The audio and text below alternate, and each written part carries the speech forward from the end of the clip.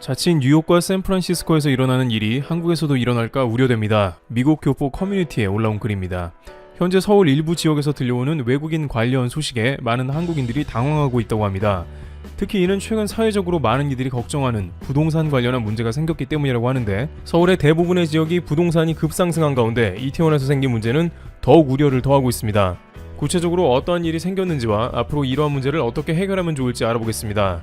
먼저 한국 아닌 외국의 케이스를 살펴보면요, 우선 앞서 한인 온라인 포럼 등에서는 관련 뉴스에 관해서 미국 곳곳에서 그런 일이 있었다고 우려합니다.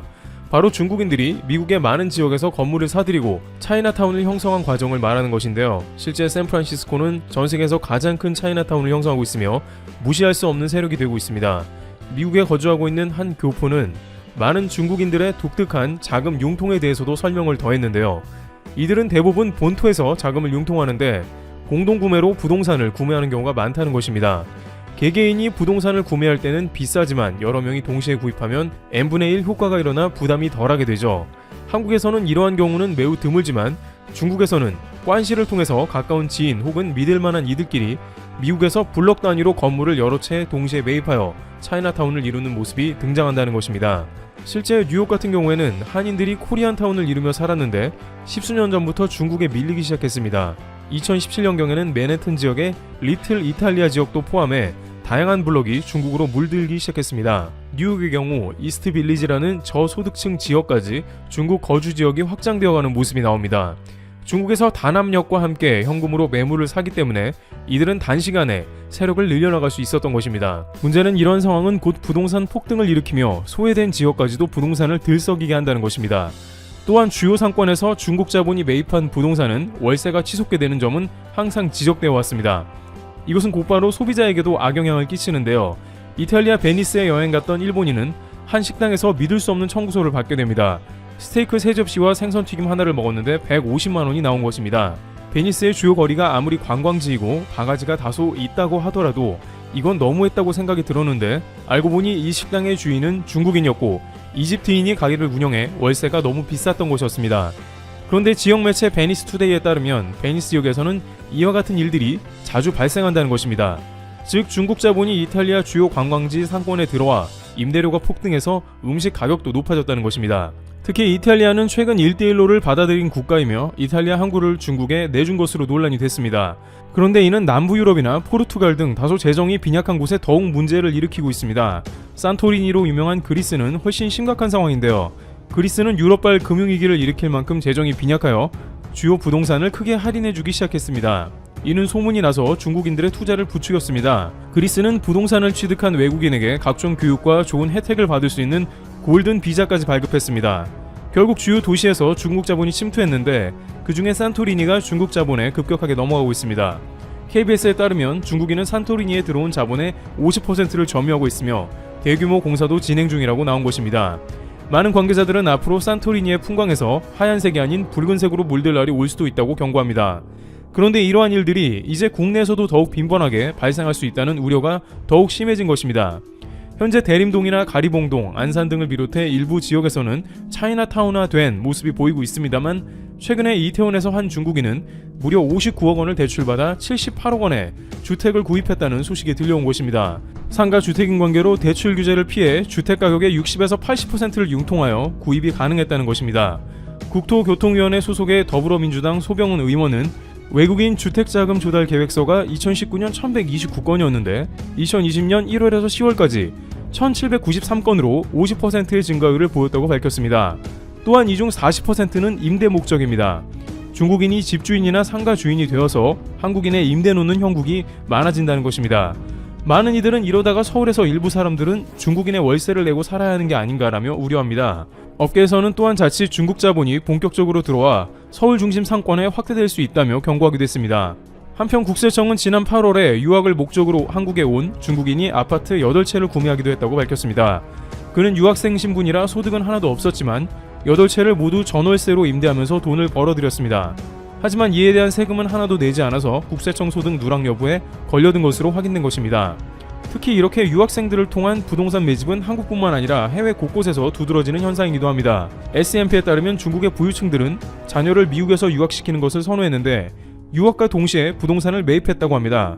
그리고 매입한 부동산은 유학이 끝날 때쯤 되면 가격도 올라있기 때문에 유학비 정도는 뽑는다는 것이었습니다. 유학을 보내서 미국 학위도 얻고 부동산이 올라 유학비까지 충당할 수 있으니 일석이조였던 것이죠. 따라서 지리적으로 가까운 한국에서도 중국의 유학생을 통해 이런 종류의 부동산 취득이 늘어갈 수 있다는 것입니다. 물론 최근 코로나로 인해서 인적 교류가 뜸해지긴 했으나 부동산 거래는 작년보다 폭등한 것으로 파악되기 때문에 중국 유학생에 대해서도 부동산 취득이 있는지 면밀하게 검토해야 한다는 의견도 나오고 있습니다. 홍콩의 S&P에 따르면 한국의 주택시장에 고급 주택을 매입하는 중국인이 수년 전에 비해 급등했다고 지적하면서 강남이나 비싼 지역이 가격이 많이 올랐기 때문에 외국인들에게 여전히 매력적이라고 전하고 있습니다. 문제는 중국 자본으로 인해 많은 한국인들이 외곽으로 밀려나는 일이 생겨날 수도 있다는 것입니다. 그리스 아테네의 경우 많은 그리스인들은 아테네 중심에서 점점 외곽으로 이사가는 경우가 생겼습니다. KBS에 따르면 이들은 아테네 중심으로 침투한 중국 자본으로 임대료와 부동산이 폭등한 결과로 점점 아테네 외곽으로 떠나 살 수밖에 없는 인구가 늘어가는 황당한 현실에 처해 있다는 것입니다. 또한 중심 상권이 자칫 슬럼화되는 젠트리피케이션을 비롯해 각종 후유증이 연출될 수 있는 것이겠죠. 그러면 이러한 일을 어떻게 방지할 수 있겠냐는 것인데요. 가장 큰 문제는 국내 소득이 없는 외국인들이 부동산을 취득하는 것으로 이에 대한 조치를 취하는 것입니다. 호주 같은 경우에는 중국 자본으로 부동산 가격이 치솟자 외국인이 국내 소득 없이 부동산 취득하는 걸 금지했습니다. 따라서 유학생 신분으로 온다든지 해외에서 공동구매 형식으로 자본을 들고 오는 이들을 막으면 개선된다고 합니다. 국세청은 40대 미국인 A씨의 경우 한국 내 소득이 많지도 않음에도 42채의 아파트를 샀다고 밝혔습니다. 그는 한국에서 소득이 없어도 갭 투자를 통해서 총 67억 원의 부동산을 매입했으며 세금도 하나도 내지 않은 것입니다. 또한 외국인 중에는 한국 주민등록을 받은 적이 있는 검은 머리 외국인도 10%나 포함이 되어 있었다고 합니다. 소병은 의원은 이에 대해서 외국인 부동산 투기를 근본적으로 막는 대출 규제를 실시해야 한다고 지적했습니다. 소 의원은 최근에 외국인들이 규제를 피해서 상가나 상가주택으로 몰리고 있다면서 규제 강화를 주문했습니다. 이에 대해서 많은 네티즌들은 정작 외국인들은 중국에서 부동산을 구입하는데 다양한 제재가 있지만 중국은 전 세계를 돌아다니며 부동산을 폭등시키다가 이제는 대한민국 서울이 타겟이 되었다고 지적합니다. 상황이 이러다 보니 여론도 급격하게 악화되어 빠르게 부동산 관련 대책을 세워야 한다고 입을 모으고 있는데요. 이에 따라 최근 홍석준 국회의원은 외국인 국내 부동산 투기 방지를 위한 법안을 발의하기도 했습니다. 여기에는 대한민국 국민에게만 주거용 부동산 취득이나 양도를 허락한다는 개정안이 포함되어 있습니다. 또한 중국에서 한국인이 토지를 구매 못하면 중국인도 못한다는 상호주의가 포함되어야 한다고 했습니다. 전용기 의원도 외국인 투기지역 부동산 거래 시에 토지거래 허가를 받고 중과세 30%를 하는 법안을 발의했습니다. 네티즌들은 외국인, 특히 중국 자본에 의해서 전 세계 주요 도시의 부동산 폭등 문제가 일어나고 있는데 최근 한국이 수년간 안 그래도 부동산 가격이 치솟고 있어 더욱더 외국인 제재가 필요하다는 의견을 보이고 있습니다. 전 세계에서 인구 밀도가 최상위권인 도시 중 하나인 서울에 외국인 부동산 투기는 근절되어야 한다는 의견입니다. 트래블튜브 여기서 마치겠습니다. 감사합니다. 미국의 대선이 2주 앞으로 다가왔습니다. 현지 각종 언론들은 여론조사를 실시하며 승부를 예측하고 있습니다. 뉴욕타임스의 최근 조사에서 바이든 민주당 후보가 트럼프 대통령에게 9%포인트 앞서고 있는 것으로 나왔습니다. 뉴욕타임스는 이날 여론조사 결과를 공개하면서 이렇게 보도했습니다.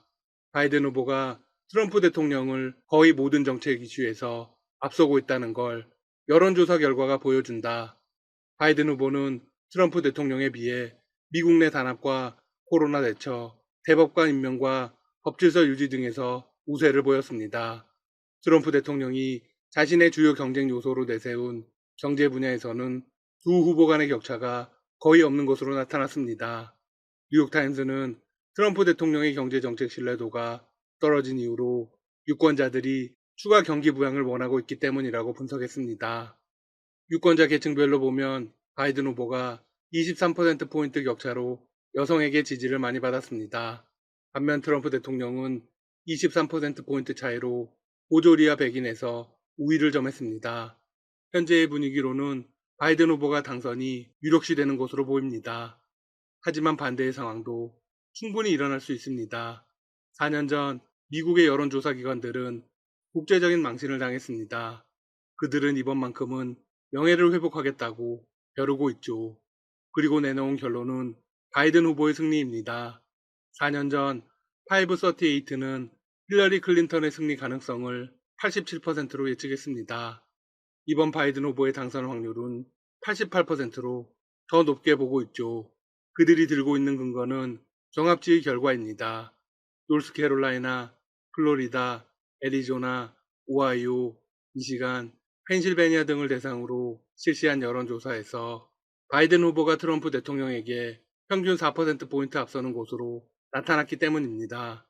자, 그런데 지난 2016년 이 대선에서 주요 여론조사 기관들의 예측이 모두 빗나가는 동안 트럼프의 승리를 예측해 주목받았던 여론조사 기관이 있습니다. 바로 트라팔가르 그룹입니다. 트라팔가르가 이번 대선에서도 트럼프의 승리를 전망했습니다. 그리고 이렇게 단언했습니다. 4년 전과 마찬가지로 주요 여론조사 기관들이 대부분 샤이 트럼프의 존재를 간과하고 있다. 트라팔가르의 여론조사 수석위원은 미 폭스 뉴스에 나와서 이렇게 말했습니다. 트럼프 대통령이 최소 270명의 선거인단을 확보해 재선될 것으로 본다. 그 이유는 트럼프를 지지하면서 선뜻 의견을 내지 않는 샤이 트럼프층이 이번에도 상당한 것으로 분석되기 때문이다. 보수층에 대한 트럼프의 지지는 확고하며 이들은 자신들의 의견을 선뜻 내놓으려고 하지 않는다. 트라팔가르 그룹이 4년 전 결과를 정확하게 예측한 것은 핵심 경합주인 미시간과 펜실베니아의 결과를 맞췄기 때문입니다. 당시 대부분의 여론조사 기관들은 두 지역에서 모두 힐러리 우세를 점쳤습니다. 하지만 두 지역에서 모두 트럼프가 승리하면서 예상을 깨고 대권을 거머쥐었죠. 트라팔가르의 발표에 전 세계가 골머리를 썩고 있습니다. 미국과 가장 가까운 사이를 유지해온 영국과 일본도 바이든 후보의 당선 쪽으로 전략을 짜고 있습니다. 영국 총실의 시뮬레이션에서 바이든 후보가 이길 것이라는 결과가 연이어 나왔기 때문입니다. 일본 역시 최근 미국 트럼프 행정부와 거리두기를 하며 중국과도 협력을 하는 모양새를 취하고 있습니다. 만약 이 상황에서 트럼프 대통령이 당선된다면 영국과 일본이 무한해지는 상황이 오겠죠? 일본으로서는 또 다른 심각한 문제가 있습니다.